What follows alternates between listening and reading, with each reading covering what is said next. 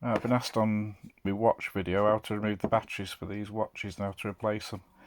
You need a mobile phone SIM card removal tool, and they've got two pins on the side, one there, one there. Push the pins with your mobile phone SIM card removal tool.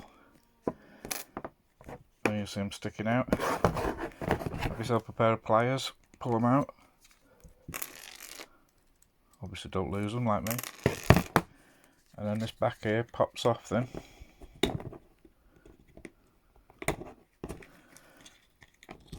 Like that.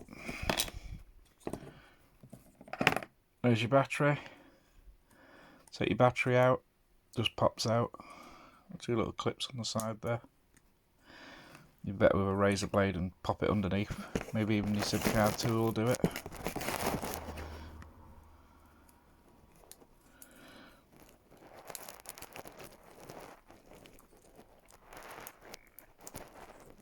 There you are. Yeah, right, battery out.